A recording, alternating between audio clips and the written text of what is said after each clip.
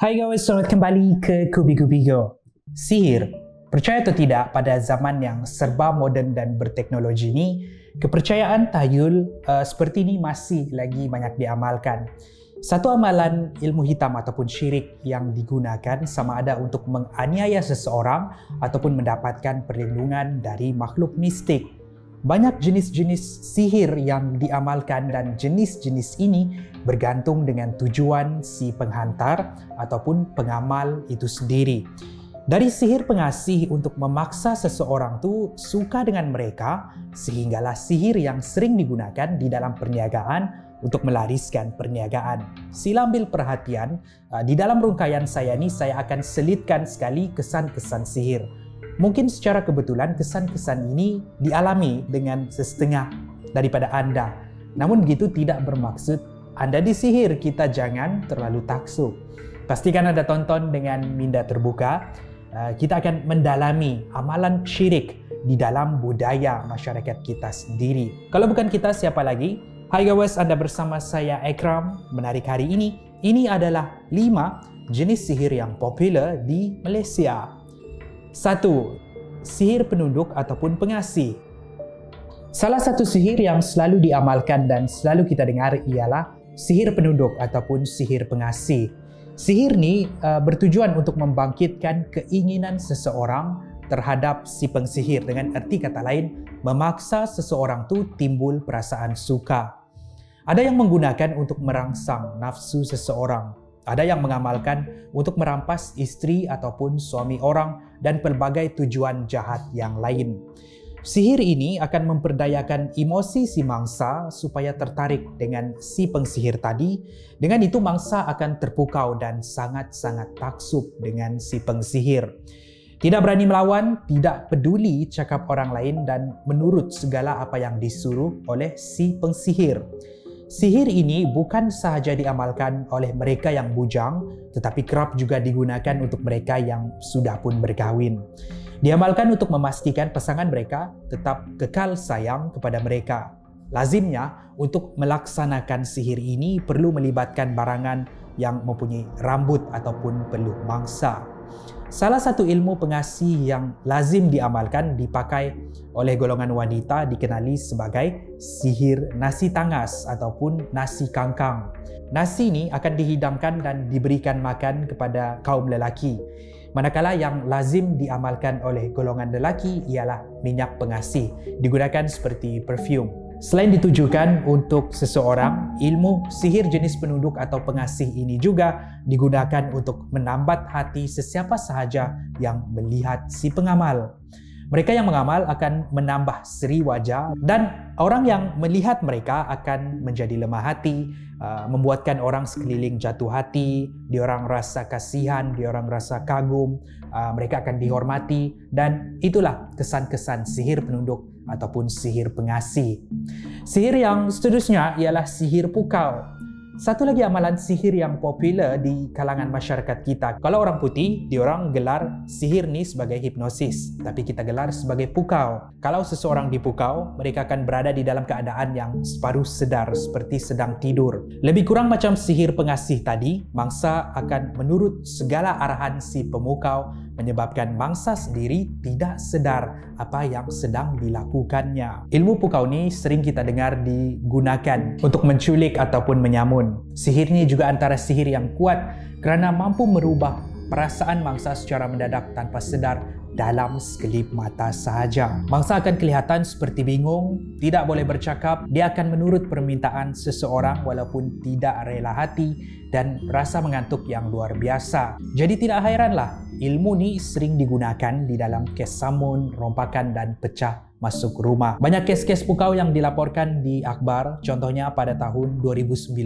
bila seorang wanita dihadapkan di mahkamah kerana mencuri dan merompak dengan memukau. Di Johor Bahru pula, sampaikan pihak polis meminta orang awam berhati-hati dengan kes pukau yang berlaku di sekitar Johor. Di Gombak pula, pihak polis melaporkan ada satu kes di mana seluruh ahli keluarga kontraktor dipukau oleh perompak sebelum rumah mereka dirompak. Bagaimana pula pukau ini terjadi?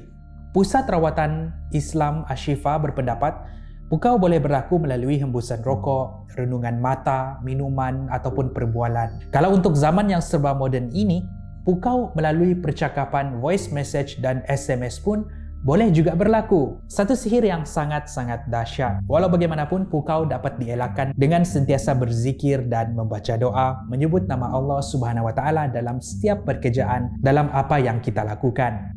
Sihir seterusnya adalah sihir pemisah. Sebuah lagi jenis sihir yang melibatkan perhubungan. Diamalkan sama ada untuk tujuan mendapatkan wang, mendapatkan jodoh, merampas suami ataupun istri seseorang, ataupun sekadar untuk memisahkan pasangan yang sudah berkahwin ataupun bertunang hanya kerana dendam.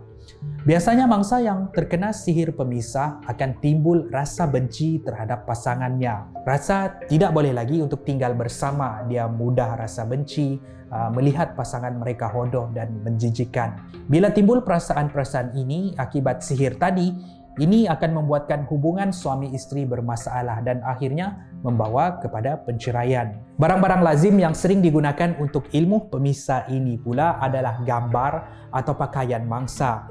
Sementara itu ada juga yang berpendapat sihir pemisah dapat dilakukan melalui air yang telah dijampi dan dipercik kepada badan mangsa. Pusat Perubatan Islam Darusshifa juga pernah mengatakan ia juga boleh menggunakan serbuk besi yang ditaburkan di jalan yang dilalui oleh mangsa ataupun ditanam di kawasan rumah mangsa. Kewujudan sihir pemisah ini jelas diterangkan di dalam Al-Quran, surah Al-Baqarah ayat 102 yang bermaksud mereka mempelajari daripada kedua-dua malaikat ilmu sihir yang boleh menceraikan antara seorang suami dengan istri. Padahal mereka tidak dapat sama sekali memudaratkan dengan sihir itu tanpa izin Allah Subhanahu wa Ta'ala. Itulah sihir pemisah. Sihir seterusnya adalah sihir perniagaan. Sebuah lagi jenis sihir yang popular ialah sihir perniagaan.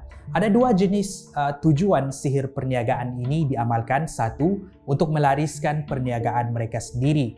Kalau yang ini pula lazim dikenali sebagai sihir pelaris, dan yang kedua ialah untuk merosakkan perniagaan pesaing mereka. Yang ini saya akan fokus menjelaskan sihir perniagaan yang bersifat menyakiti ataupun mempengaruhi badan, akal, hati mangsa yang disihir. Sihir ini boleh dihantar kepada pemilik perniagaan ataupun dihantar ke kedai mereka, ataupun dihantar kepada kedua-duanya sekali, pemilik perniagaan dan juga kedai mereka. Kalau ia cuma dihantar kepada pemilik, mangsa akan sering sakit, akan timbul perasaan malas bekerja tanpa sebab, dan dia juga tidak mempunyai motivasi untuk terus berniaga, dan ini akan kerap berlaku sehinggalah perniagaan mangsa terkesan.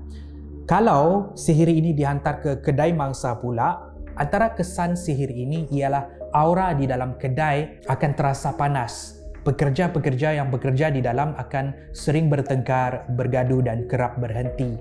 Kalau restoran pula akan berlaku kes-kes makanan yang dimasak mudah basi ataupun mentah. Ada juga sihir yang menutup pandangan restoran ataupun kedai tersebut daripada pandangan orang ramai, walaupun kedai tersebut terbuka luas, tiada orang yang pergi ke sana. Banyak lagi sebenarnya jenis-jenis sihir perniagaan ini. Yang ini saya hanya jelaskan secara ringkas tentang apa itu sihir perniagaan yang dihantar untuk menyakiti.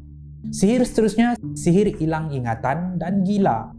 Bagi mereka yang terkena sihir ini, mangsa menjadi tidak peka terhadap keadaan sekeliling. Mereka akan suka meracau, bercakap yang pelik-pelik dan sering menjerit tanpa sebab. Mereka akan mempunyai perasaan ragu-ragu dan muskil. Ada yang lebih dahsyat, bila sihir ni kerap kali dihantar, mangsa akan cenderung menjadi gila. Mangsa yang diserang sihir ini selalunya akan menjauhkan diri dari orang ramai dan takut tempat yang terang. Mereka selalunya akan memilih untuk tinggal di kawasan yang gelap. Sihir ini juga dikenali sebagai sihir hawatif ataupun sejenis sihir bisikan yang mampu membuat mangsanya hilang daya cerdik dan tidak siuman.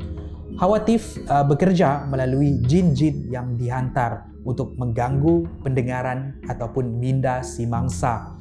mangsa akan sering mendengar suara bisikan yang menakutkan ataupun cenderung mendengar suara yang memanggil-manggil mereka, menakut-nakutkan ataupun mengarahkan mereka melakukan sesuatu. Walaupun hakikatnya tiada orang yang berbisik di telinga dia. Selain daripada bisikan, sihir ini selalunya dihantar melalui mimpi, di mana jin-jin akan dihantar dan muncul dalam mimpi mangsa. Dia kemudian akan berubah bentuk kepada sesuatu yang menakutkan. Sihir khuatif sering diamalkan untuk menganiaya seseorang sama ada di atas sifat cemburu ataupun dendam. Dan itu dia 5 jenis sihir yang sering diamalkan di dalam masyarakat kita di Malaysia ini. Sebenarnya banyak lagi jenis-jenis sihir yang menarik untuk saya kongsikan. Sekali lagi, jangan terlalu taksub. Tidak semestinya anda ataupun orang lain ada kesan-kesan yang saya sebutkan tadi, tidak semestinya mereka disihir.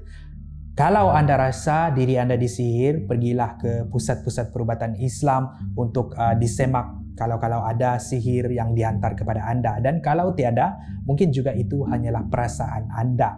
Semoga video pada hari ini menarik dan bermanfaat untuk semua. Akan lebih banyak lagi video-video seperti ini yang akan dibuat naik pada masa hadapan. Pastikan anda tinggalkan pendapat anda di ruangan komen di bawah untuk cadangan topik yang seterusnya. Saya jumpa anda di episod yang seterusnya. Kupi-Kupi Go, menarik setiap hari.